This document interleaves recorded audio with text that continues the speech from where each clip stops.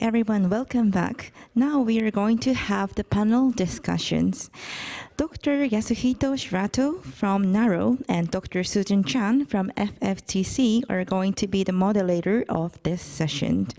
Also, we have 4 panelists today, so let me introduce. A panelist will be the keynote speaker and 1 speaker from each session. So now I'd like to introduce, starting with the keynote speech, who will be taken part by Dr. Bruce A. Linguist. Please clap hands. And the session 1 will be Dr. Kazunori Minamikawa. Session 2, Dr. Mohammad Hossain Sumon. And session 3, Dr. Yu Wenlin. So thank you, and I'd like to pass the microphone to Dr. Shirato from here. Okay, thank you. Hi, everybody. It's time for discussion, panel discussion. So I hope you already enjoyed the yesterday and today's presentation and the discussion. But now we have time for discussion. So I hope your active participation. If you want to say something, don't hesitate to raise hand and speak. So for this panel discussion, we organizers already sent some kind of questionnaire to the speaker for answering the question. That question was what is the most critical aspect of disseminating technologies to farmers that reduce greenhouse gas emissions and heavy metal absorption from rice paddies? So, and what are solutions? So this question is about how to disseminate our technologies. So this is, of course, very important issues. So even we have good management options. If farmers doesn't accept it, it cannot be disseminated. So this is very important.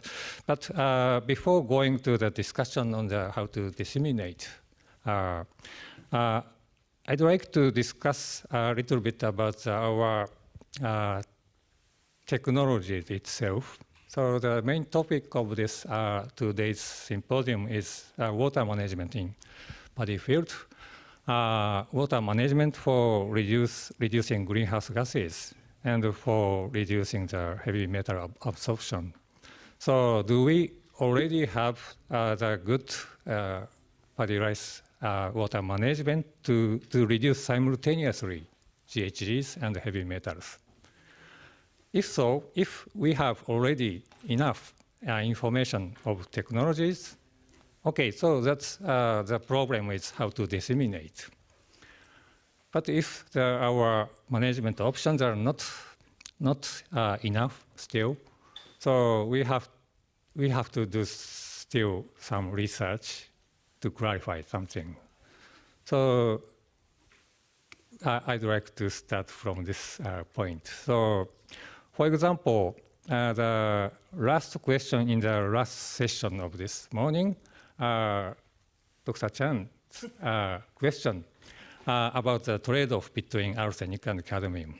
And the answer was to change the crops, give up growing rices. But, so let's think about it. For example, yesterday's presentation by Dr. Nakamura was a water management to reduce simultaneously GHGs and heavy metals by combining the mid-season drainage and 3F4D. Yes.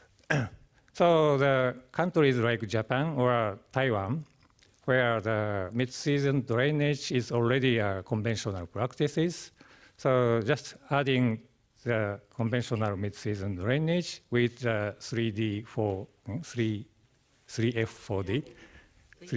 Okay, that's water management, combination of mid-season drainage and 3F4D can reduce both GHGs and heavy metals. So I think we have solution. What do you think, Dr. Lin, about that? I think it is I think it may useful method, but in Taiwan, actually we do not have the cases of rice with cadmium concentration and both cadmium and arsenic concentration exceed the regulatory limit, and till now the arsenic pollution incident in rice usually occurred in areas with high rainfall area. So farmers had to control the moisture, soil moisture, to the oxidation condition. So that usually such area, the soil arsenic concentration is more lower than the background value of Taiwan. So in Taiwan, we do not the case of both cadmium and concentration over the regulatory limit. So I just suggestion to change the crops. Yes. Okay, thank you. Yes, you're right. And methane emission and arsenic. Yeah, we have to take care both in almost in general. But for example, the cadmium contamination is not occurred everywhere, only the contaminated area. So the problem is a little bit different, I think. And the mitigation technique itself, I want to highlight one thing more. Yesterday, Ali from Indonesia highlighted the long-term decline of organic matter by the, for example, AWD treatment, drier soil condition. In long term, it can make the deterioration of organic matter, so the decline of productivity, soil fertility. But it needs long term to make it sure. So I don't think we have the long-term experiment comparing the soil carbon between AWD and continuous flooding, in my understanding. And so I'd like to ask some panelists or audience, do you know such kind of data, long-term data set? Do you know that, Bruce?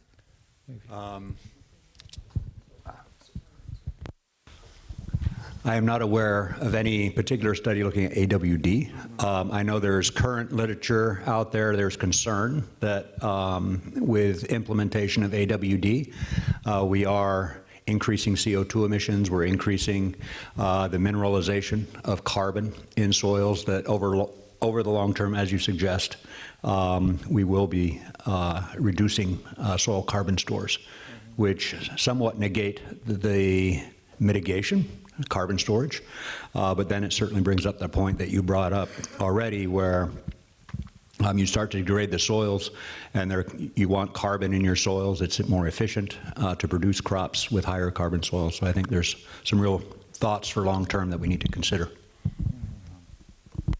So the water management is very important, of course, but combination of not only water management, but combined with organic matter management to maintain soil productivity and simultaneously reduce greenhouse gases. Okay, Dr. Chang, you. Can I add one point? Okay, please. Thank you. In Bangladesh, so far I know, BRI is doing experiments with AWD and continuous flooding for quite some time. Dr. Mofidul is here.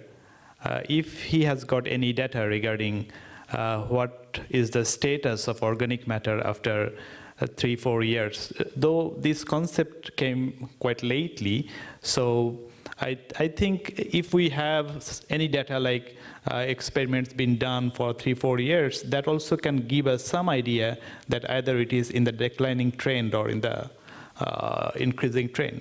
If Dr. Mofizul can add in this point.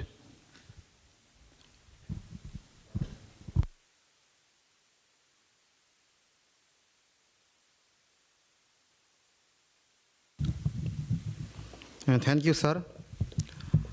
Actually, I am very much familiar with AWD. Since 2012, we have conducting experiment using alternate wetting and drying condition and compare it to farmers' practice. Mainly, our objective was to mitigate the greenhouse gas emission from rice field using different fertilizer management. I have some experience regarding the carbon. We did not get any significant change after 3 years interval using AWD plot and continuous flooding irrigation. However, regarding the mitigation potential of AWD, it significantly reduced the methane emission and global warming potential. Everybody knows the issue. Now the big issue is how to promote AWD technology across the country, particularly in South Asia. I would like to mention that regarding the carbon credit mechanism, if we provide farmers incentive due to the reduction of methane using AWD, then farmers are easily motivated. Although you mentioned in yesterday, the farmers do not get any additional advantage, although they use less amount of water. So I think this is the big time to provide the farmers incentives. Our farmers is very much interested to adopt this technology if they get some financial support. Thank you. Okay.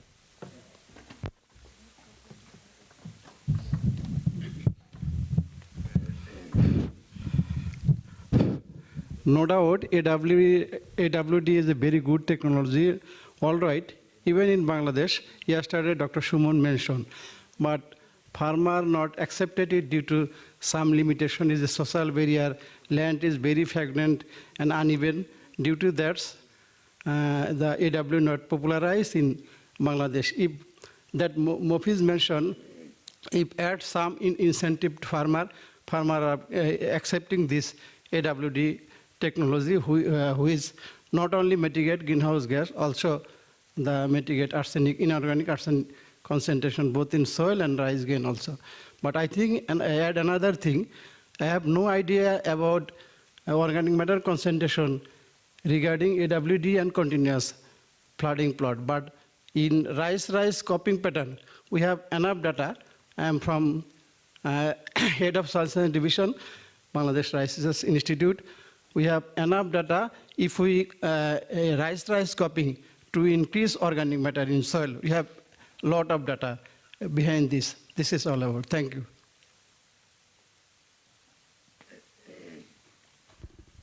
Thank you for Dr. Shirato bringing that up. I think the soil organic matter as well as our practices, whether it's going to reduce it.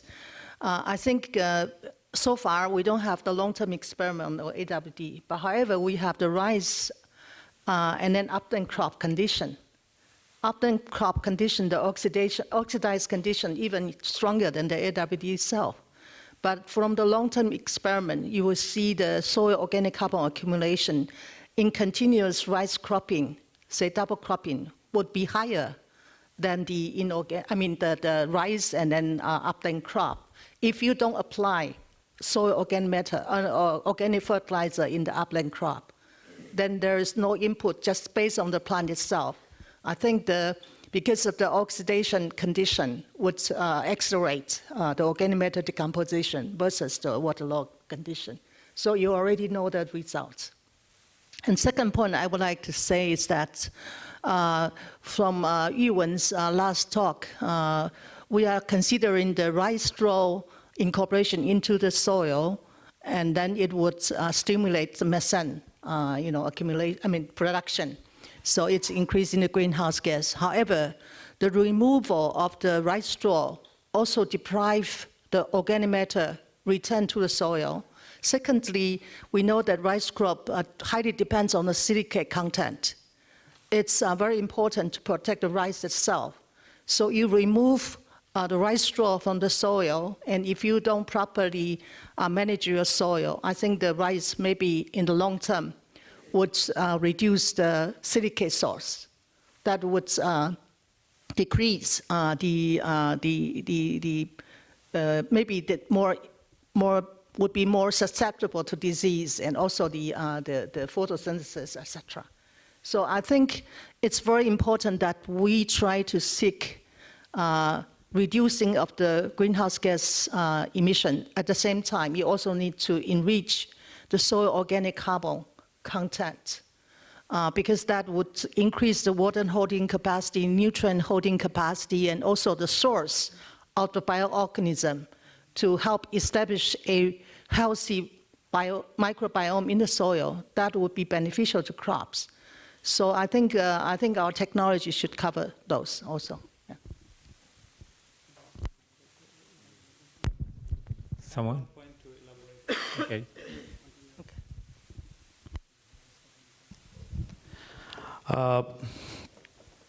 Thank you for bringing this very important point regarding adding rice straw in the field. As we have discussed and we have learned that adding rice straw will generate more methane, and then that will be a problem. But it is also a very crucial point that we should not take this straw away, because it's a huge biomass.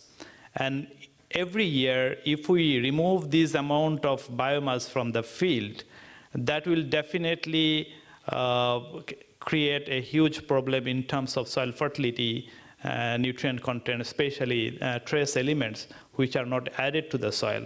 We add different macronutrients, but not the micronutrient. If we remove this huge amount of biomass every year, that will create a huge gap for micronutrients. That is why, bringing this point in mind, we started working on using ash to the field. Because in our case, in Bangladesh, most of the household farmers at the village level, they use rice straw, rice husk, and branches and leaves for their cooking as fuel, and generate a huge amount of ash in their kitchen. And this ash is very rich in silicon and other nutrients also. So if we can bring back this ash to the field, that will complete the cycle of the nutrients. So soil will have all the nutrients that has been taken away in the form of crops, and after adding all this ash, that will be bring back to the soil. So that will complete the nutrient cycle, and this is how we can maintain the soil fertility and the nutrient content in the soil. And additionally, we will be adding silicon. A huge amount of silicon is there. Almost you will have 20 to 25% silicon in ash. So that much silicon will be added to the soil. As yesterday, Professor he discussed about silicon issues, so that could be solved also here. And besides this ash, adding silicon, there is some sorts of modified biochar. I should not say biochar, but some carbon structures are also there. Around 10 to 15% carbon remains in the in ash that will also add carbon to the soil. This is how we can improve the soil health by adding ash. Thank you. Okay, thank you very much for discussion. Okay, Dr. Rin. Okay, about the long-term AWD I have two opinions. Because now we do not have the long-term testing data for the soil fertility under the AWD conditions. So I think the first one important things is to collect such experimental data about the soil fertility.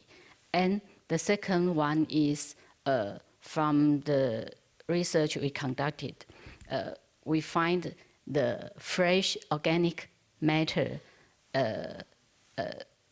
induce the methane emission more quickly, and the demand is higher than the compost or full fermented compost. So I think maybe if we want to reduce the methane emissions, but also still keep the soil organic content or the soil fertility, we maybe use the full fermented compost is a better option. Yes. Thank you very much. Okay, Jenny, please. Oh. Dr. Ghani Akbar from Pakistan Agriculture Research Council.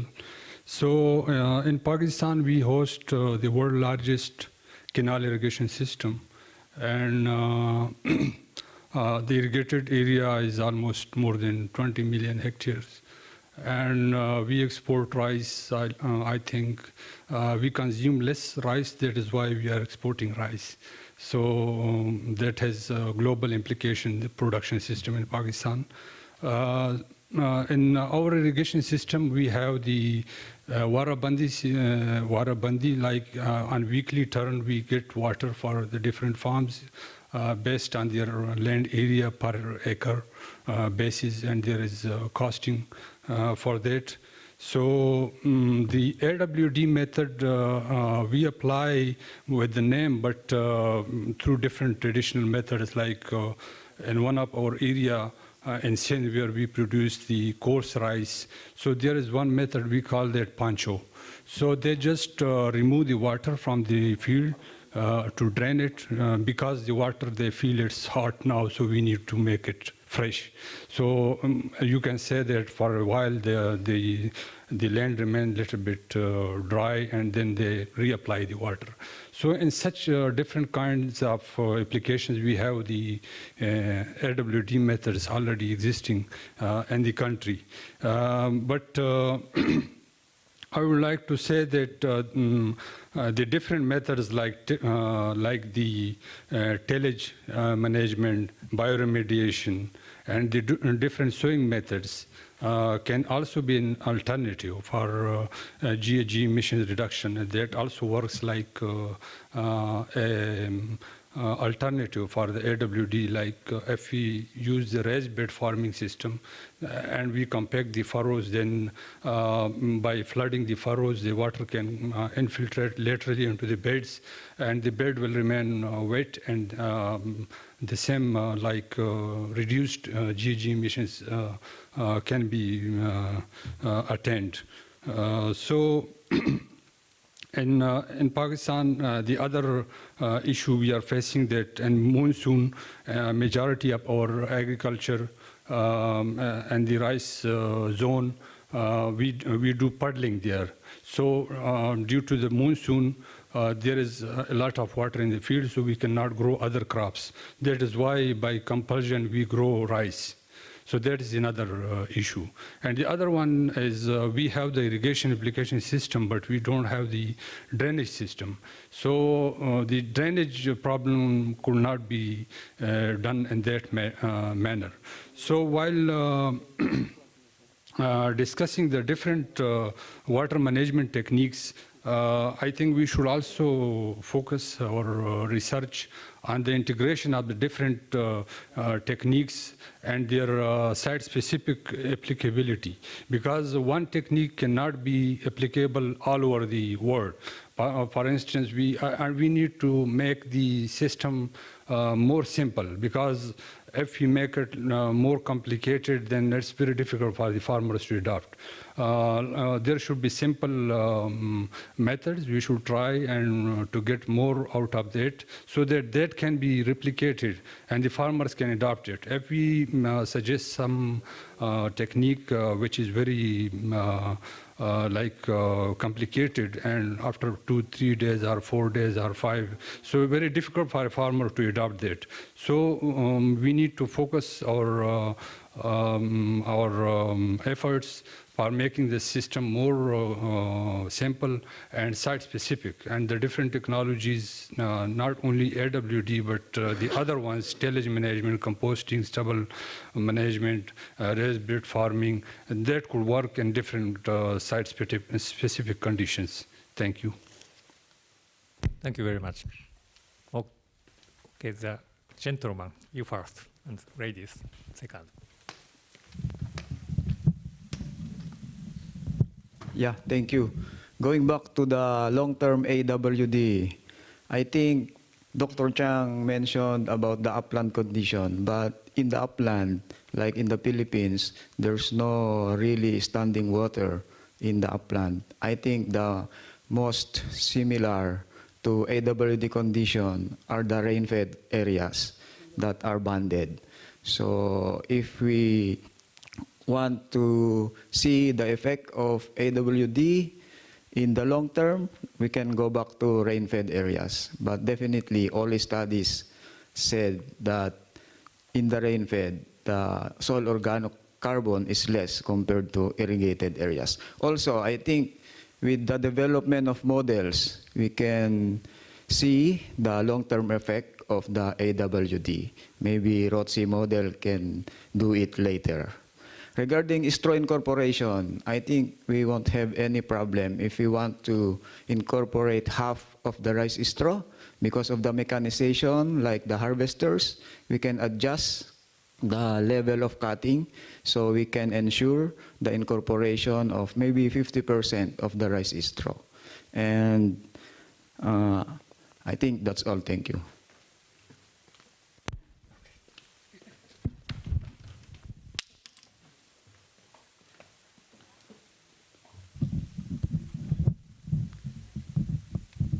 Okay, thank you. My name is Sri Mulyani from Indonesia. I just want to add regarding the implementation of alternate and wet drying system or WD in Indonesia. I think alternate and wet drying in Indonesia is very important because we are facing the problem about the climate change, and also Indonesia sometime in some area there are a lack of the water because of the climate change, and because of AWD, the farmer can still plant in the field, and then we can increase the yield, and then we can reduce of greenhouse gas emission. However, the use of AWD should be supported by technology such as use of organic fertilizer such as compost and biochar, and superior seed, and then jajar legowo system or jajar legowo spacing, and then other technology. From the result AWD and CSA technology in Indonesia, we can result about the increase the productivity about 0.87 ton per hectare, and we can increase the income farmer, and then we can reduce of greenhouse gas emission if we compare CSA location with the non-CSA. And in Indonesia, problem about AWD is how we can apply the AWD technology widely. So the farmer can get the higher productivity and can increase the productivity, because in the some area about the AWD we can increase the productivity and reduce of greenhouse gas emission. And I think the guideline for farmers by agriculture extension worker or agriculture extension officer is very needed. Okay, thank you. Thank you very much for your active participation. So as to the technology itself, we have to look for not only the short-term but long-term aspects, and we need fine-tuning of.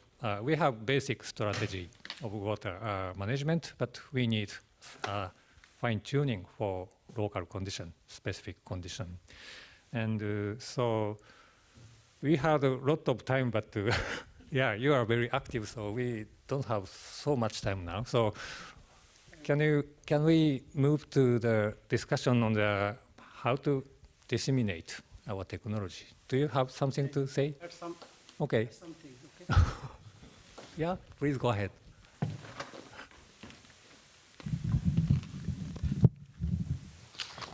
I have add something regarding theory issue. Bangladesh Rice Research Institute Soil Science Division maintained long-term experiment, two long-term experiments. One is established in 1971 and under continuous flooding condition, and another maintained since 1985. And continuous flooding condition which is maintained since 1971, and under the three rice cropping pattern. And our observation, our findings is rice cropping pattern increase organic matter. And the continuous flooding condition, the experiment started since 1998. The land divided into two parts. One is maintain balanced fertilizer, and remaining part is control. After a long period, when the control plot divided into two parts, one part remaining control and another one fertilize. And the control plot, when we fertilize after a long period, the pregnant control plot, the yield level is very close to normal fertilized plot. This is one thing, and we have some experiment regarding rice straw added. Rice straw is a valuable item in Bangladesh, especially for use for cattle feed. And we have some observation regarding rice straw added in soil. If we rice straw added from ground level to 20 centimeter, and we remain cut down 1/3 of potassium fertilizer, as because potassium mining in Bangladesh increasing day by day, and potassium is the very crucial fertilizer, not only rice production, also controlling insect disease management. If we added 5 ton rice straw in paddy field, we cut total of potassium fertilizer, and also increase soil fertility that mentioned Shumon in his speech. This is regarding rice tradition. And last thing is regarding inorganic arsenic concentration in grain. Obviously, AWD reduce the inorganic concentration in rice grain, and we have another observation, raise-based rice cultivation. When rice plant transplanted in bed and irrigation in furrow, in this condition, in raise-based condition, which also reduce the arsenic in rice grain. And not only, we have another observation, when we rice boil and parboil and cook, non-cook, every stage reduce the arsenic concentration in grain. This is all about from my side. Thank you. Thank you very much. Long-term experiment is very good data set. So it's a basis for example, someone mentioned about the modeling, that we need measurement before modeling. So Still we maintain. Okay. So let us move to the discussion on the question we asked for the speakers. And that was what is the most critical aspect of disseminating technologies to farmers that reduce greenhouse gas emission and heavy metal absorption from rice paddy. So how to disseminate our technologies. For example, yield increase will be the incentives. This is maybe come first. And some cost saving or labor saving, premium price, credit offset mechanisms, and subsidy by the government, such kind of keywords we have. But I'd like to ask each of panelists to say what you are thinking about. So from Bruce, can you? Yeah.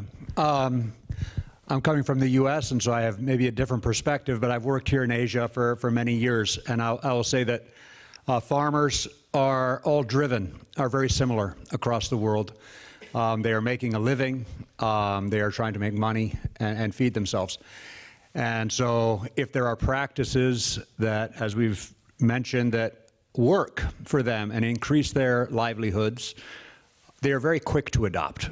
And I would even argue that we've seen here this mid-season drain that's very common in Japan, China, maybe other parts of Asia. This is a little extra work, but it's been adopted.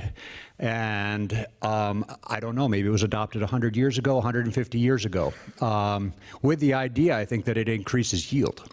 And so that came about without any incentives outside. It came about inside incentives. And looking in the US, just some examples. We have looked at a lot of things that reduce methane and stuff, as we've been talking about here. There have been programs, carbon credit programs, that would try to encourage farmers to adopt, that would give them the price of carbon, maybe $5 a ton, very cheap. No farmers adopted.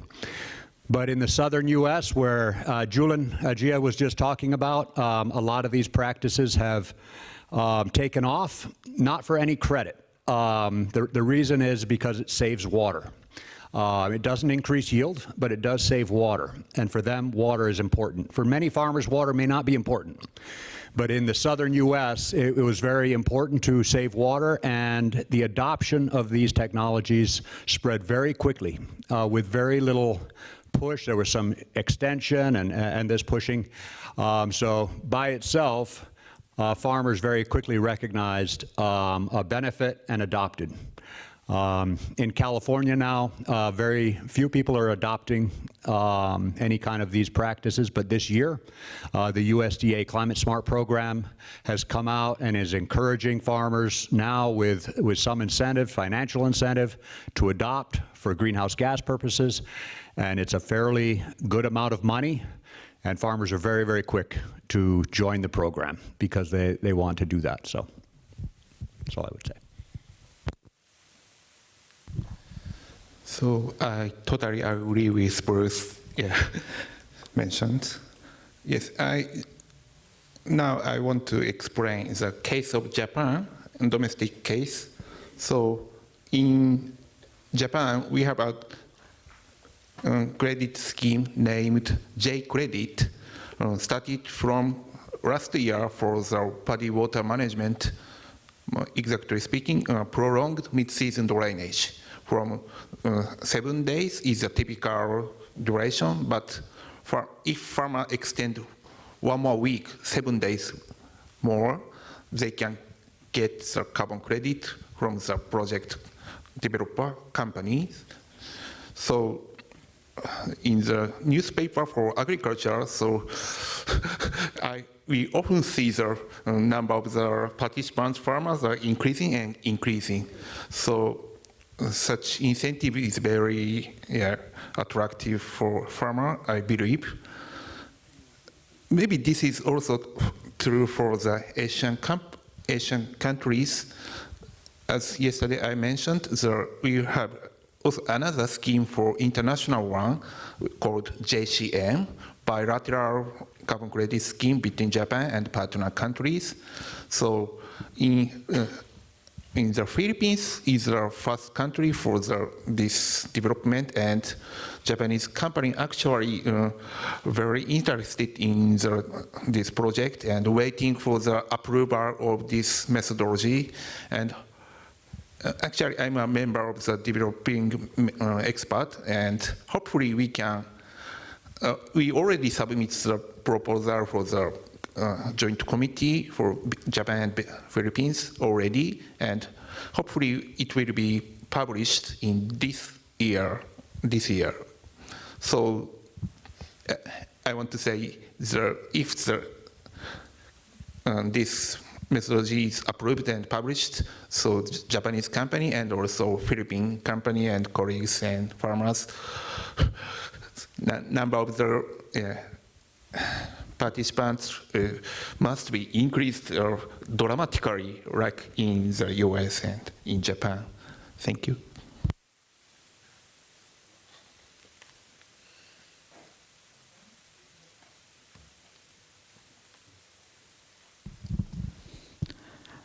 Thank you.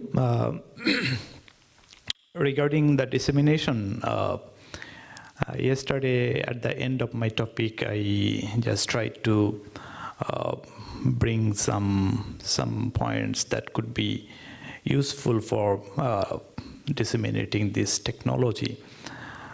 Dr. Rafiqul Islam also said about, Rafiqul Islam from BRI, he also said about giving some incentives, or it could be in the form of carbon credit, as our panelists said. As it is already started, we have some examples. Japan already started giving some incentives for in the form of carbon credit. So in Bangladesh, if we can introduce that one also in our country. So our Rice Research Institute is working tremendously in this field for improving rice yield, developing rice cultivars, for many development of different technologies for good rice production. So they also can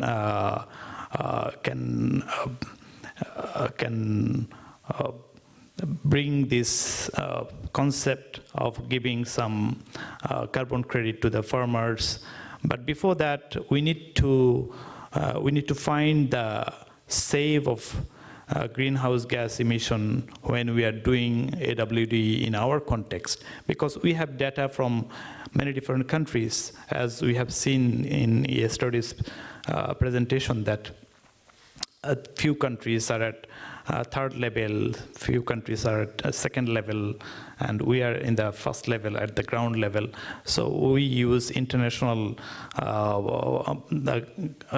greenhouse gas emission data, but we have not yet established our own data. So we need to establish that how much greenhouse gas is saved when we shift from continuous flooded to AWD.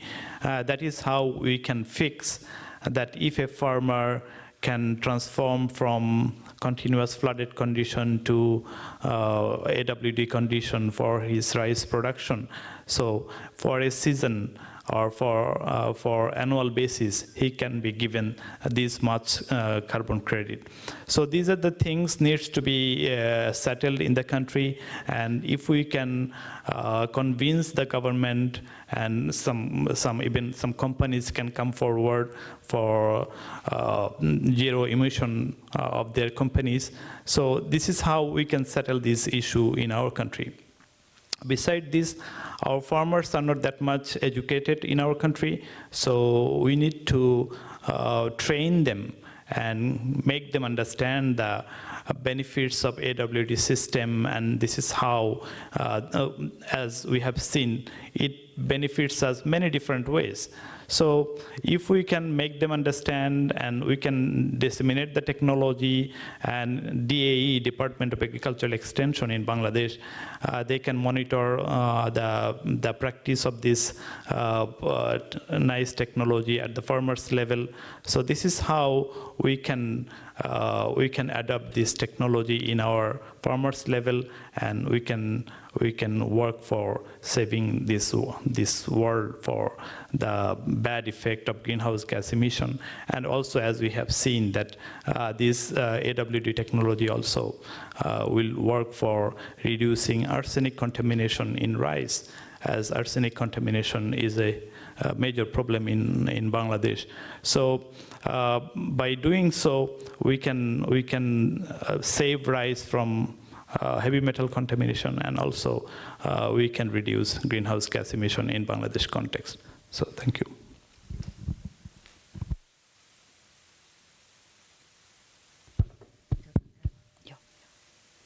Okay.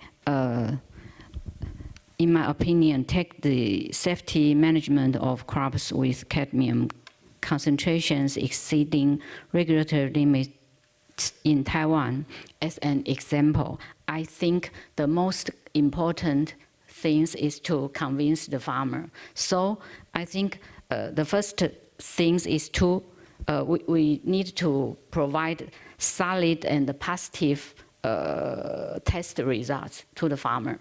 And some policy incentive or restrictions must be set to encourage the farmer to join. And I think one most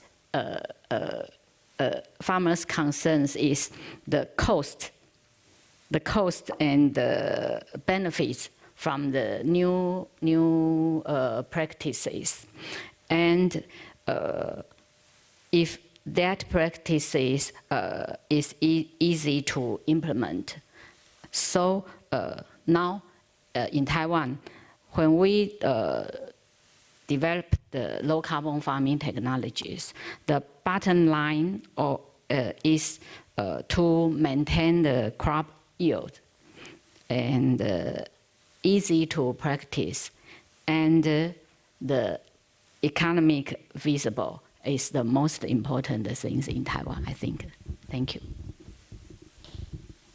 Thank you very much. As to greenhouse gases, the credit mechanism is dramatically increasing. But the heavy metal issue, this is a different story, not credit offset. It's a regulatory issues. So the story is different, I think. And Dr. Chang, do you want to say something? Okay, from the floor. Okay, ladies.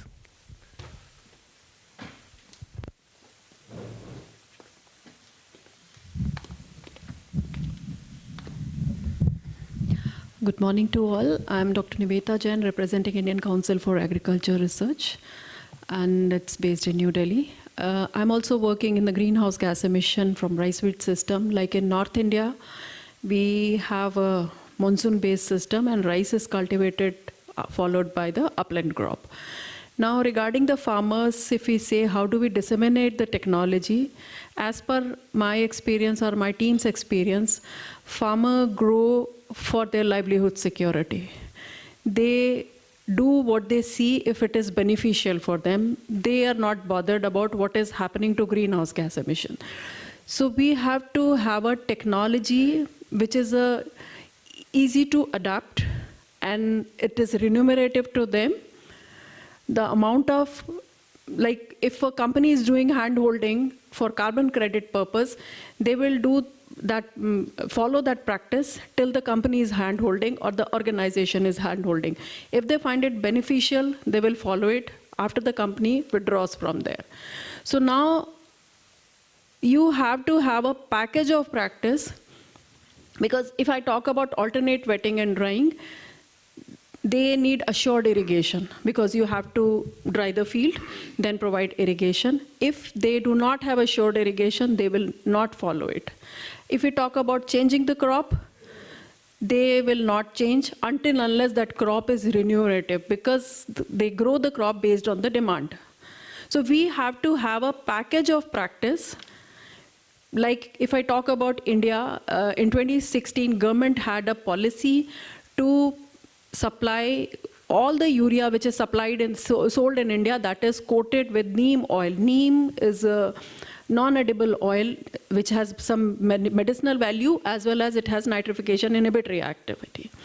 So the whole urea, the main purpose was not to reduce nitrous oxide, but the main purpose was to reduce the proliferation in the industrial sector because urea was subsidized for farmers.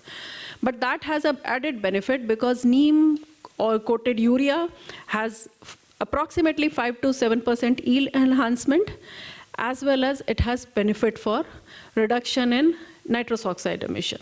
So such kind of policy from the government, as well as a package of practice which is cost effective, easy to implement, that will be beneficial. That way we have to work and then disseminate the technology. We were also discussing about the carbon in the, how carbon is changing in the alternate wetting and drying system. Like if I talk about Northwest India, we have a practice of rice followed by an upland crop. So I did not see much change in the deterioration in the carbon in the soil because it is through the root system only, whatever we have in the rice, and after that we have upland crop, so mineralization enhances in that period, and then it is almost similar, not much change we have seen in the carbon also. So main thing, which if you want to disseminate the technology is you have a package of practice. So, because we have to have a trade-off for methane and nitrous oxide. So fertilizer, and it has to be cost effective also. So this way we have to go about. This is my thinking, and we had experience with the farmers also. We disseminated the technology that go for direct seeding of rice. But there is a lot of weed problem, so they have to apply a lot of pesticides or herbicides, and that enhances the cost. If we talk about system of rice intensification, then that increases the labor cost.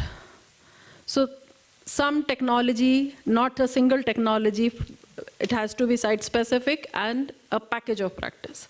Then only they will take up. And if one farmer does, and the second sees that it is very good, they will automatically follow that. This is our experience. Thank you. Okay. Oh.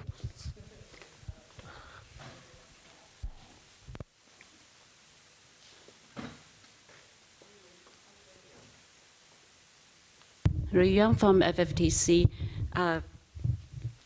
This is a very interesting topic. For my past experience working in World Vegetable Center, we've been promoting the agricultural practices and also the healthy diets to the not only farmers, also the consumers. What we do, the issue is not the incentive. It's not about incentive. We deal with the capacity. That is the more the limiting factors. But this topic is a little bit different because what we promote before is actually increase the yields, increase the quality, increase the incomes. So there are very strong incentives there already. But this one, the incentive is actually the carbon net zero. So so more the role of the farmers are different. They are more about the ecosystems for the services. So to incorporate the dissemination and promotion with policy, a government's policy is very important. So one of the concern is should we promote individually by the organizations itself, or we should actually all work together and then really incorporate the policies.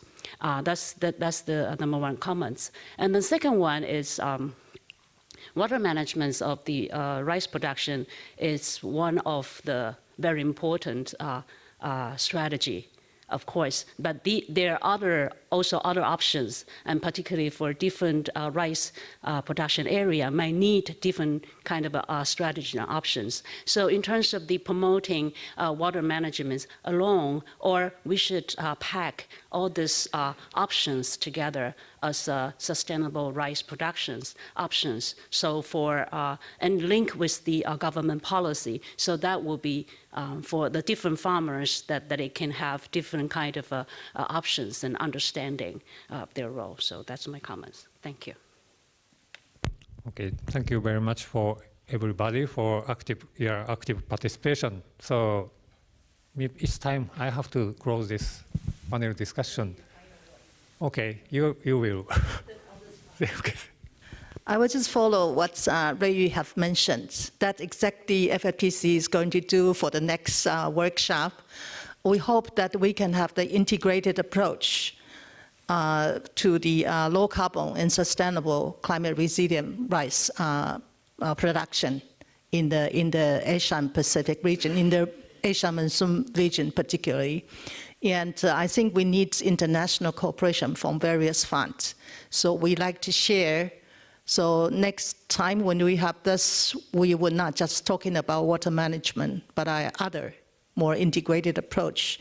And from different organizations, different projects, we can share. And also inviting some long-term experiments to see what's the trend. That will be our objective. And I think this effort is not going to end in 1 or 2 workshops. We really like it to have the practice to be adopted in a large scale by farmers. But when we have the scale-up adoption, we see yesterday, the presentation shows a lot of infrastructure, particularly for smallholder farmers. For AWD, you need to have a uniform in the area-wide practices. That also needs some policy support and the researcher to help design, and also maybe some investment on the infrastructure to make it happen. So I think our project eventually should invite the private sector who can be part of the donor, part of the ESG, and then also with a group of farmers together, not single farmers work alone. And then the institution-wise or the government-wise can help calculate to establish the methodology for MRV, and then doing the MRV and then claim the credit. I think that's what I want to say. Yeah. Thank you very much. So I'd like to say thank you very much for all the panelists and all the audience who actively participated in this discussion.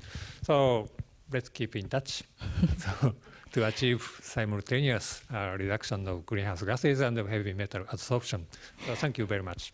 Thank you once again to the speakers and the panelists and the moderators. I hope the listener enjoyed the panel discussions too, and this concludes the second stage sessions. So now I'd like to ask Dr. Tomonari Watanabe from FFTC to wrap up the second day in podium. Thank you.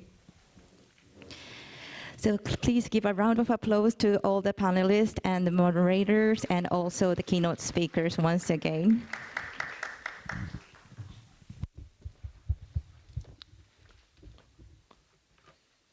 So good morning. First, I sincerely thank all our distinguished guests, speakers and moderators, and also the panelists. Thank you very much. I'd like to give you an overview of today's sessions and discussions.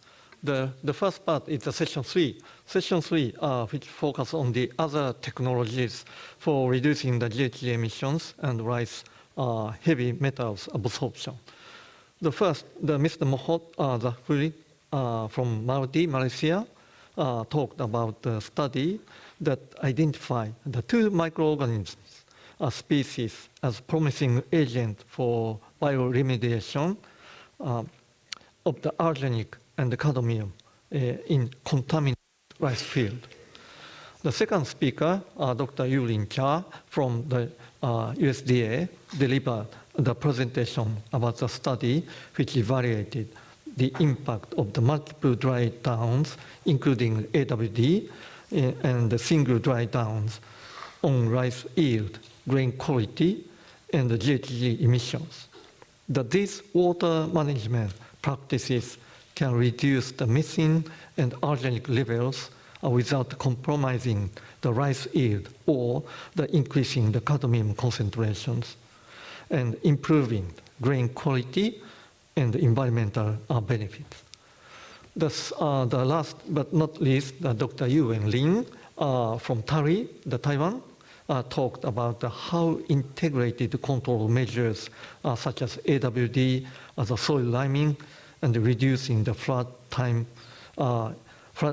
time, they effectively could lower the heavy metal absorption in rice and greenhouse gas emissions. She said that AWD reduces inorganic arsenic and GHG, while changing in the fertilizer use can further mitigate emissions. So that localized management guidelines, SOP, are needed for the optimal result. And so we just closed the panel discussion. It's quite difficult for me to summarize the whole part, but we discussed the two aspects. One is the technologies and also the sort of the policy aspect. The first one, we have some other issues. One is we need a long-term experiment result of the AWD for the effect of the soil health, and also, of course, the GHG emissions and the heavy metal absorption. And the second one is how the solutions, how to disseminate the technologies for the farmers. So there are some, how to say, the incentives, such as one is the water usage, water reductions for the US, the south part of the US, and also the yield increase, of course, very important, and easy to adapt. Of course, those are very important. And also, we just started or enhance the getting the carbon credit schemes. And then, so finally, I've realized that both the technological aspect and also the policy aspect, there is no single solution for all the farmers. So that's why. So that symposium or the panel discussion is very good opportunity to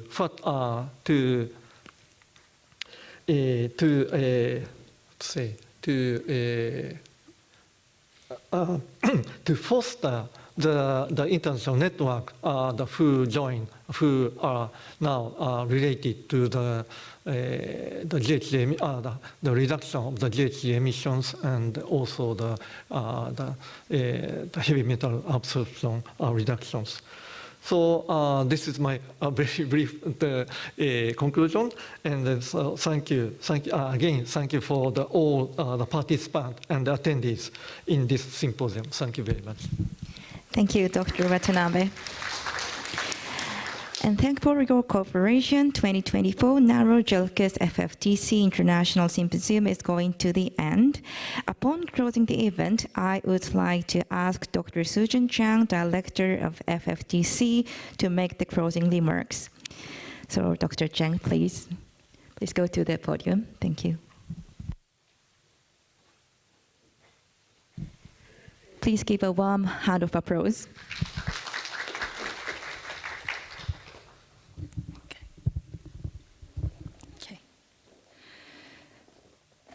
Our co-organizers from NARO and JIRCAS, and Dr. Tomonari Watanabe, Deputy FFTC's Deputy Director, and distinguished speakers, moderators, panelists, and on-site and online participants. Thank you all for your active participation in the past 2 days. As we come close to this international symposium, I'm really very grateful for the joint and collective efforts and insights shared over the past 2 days. First and foremost, I would like to extend my deepest appreciation to our esteemed co-organizer, NARO and JIRCAS, our 12 speakers from 9 countries, our moderators and panelists, and our on-site and online participants from different parts of the world. Your valuable insights and contributions have not only deepened our understanding of the challenges we face, but also shed light on innovative solutions for controlling greenhouse gas emissions and mitigating heavy metal absorption by rice through effective paddy field water management. There were 2 things evident in this whole exercise. First, knowledge exchange goes a long way. When knowledge is shared across regions, cultural, and disciplines, it fosters innovative approaches and solutions that may not arise in isolation. Different countries and experts can provide unique insights based on their local contexts and experiences. Knowledge exchange also fosters accelerated innovation by sharing research findings, best practices, and technological advancements. The process of innovation becomes faster. This helps in rapidly addressing pressing challenges like climate change and food safety. Second, the whole exercise of holding this international symposium reaffirms the importance of international cooperation. We are now able to address global issues and challenges, share diverse perspectives and expertise, resources and data, accelerate innovation and knowledge transfer, strengthen partnerships, standardize and harmonize methods, protocols, and frameworks, develop global scientific diplomacy, and hopefully inspire many young scientists in the process. Together, we are better equipped to address these complex issues and drive sustainable agricultural practices that benefit both our environment and the future generations. So as I mentioned just a few moments ago and also yesterday's dinner, FFTC is going to hold next workshop in Taiwan on the similar subject, but we would like to have more integrated approach in terms of more sustainable, climate-smart, resilient rice paddy practices, in integrating all the possible technologies together. As some of our participants mentioned, we need to have an integrated approach, a package to farmers. And of course, there's no one-size-fits-all solutions. Every country, every local context have their own experiences. That is why you need international cooperation to have all the partners come forward to share your experience, your best practices, and also the policy framework, so that we can learn from each other to encourage the wider adoption of farmers and finally reach our goal of net zero and keep the global warming below 1.5 degrees C. And so let us take what we have learned here in the past 2 days and continue to work hand in hand across borders to build a more resilient and eco-friendly future. Before I end my speech, I would like to thank Dr. Kuma, President of NARO, and Mr. Koyama, President of JIRCAS, for their full support of this symposium. I also would like to thank the staff members of NARO and JIRCAS for their dedication and hard work in making this event a successful one, especially Dr. Katsuhiko Sumitomo, NARO, and Dr. Keisuke Omori, JIRCAS. Last but not the least, I would also like to take the opportunity to thank my colleagues at FFTC. They are really working hard to make this event run smoothly and successfully. So our Deputy Director, Dr. Tomorari Watanabe, the coordinator of this project, and Dr. Rui Yang and Ms. Jennifer Lee did a lot of logistics for this. And also Ms. Chang And some colleagues are back in the office for live streaming. We have Mr. Charles Wu and also Ronald. They are doing the online part. So lastly, I'm encouraged each one of you to take the knowledge and connections gained here and apply them within your respective domains. Thank you once again for your active participation and invaluable contributions. Safe travels when we finish our field trip this afternoon, tomorrow, or after you're traveling back. So wish you safe travels, and I look forward to seeing you all again in future FFTC activities, particularly next year's workshop. So thank you so much. Thank you. Thank you very much, Dr. Susan Chen. So thank you for attending 2024 NARO-JIRCAS-FFTC International Symposium, and this is the end of this symposium. Thank you very much for participating. Thank you.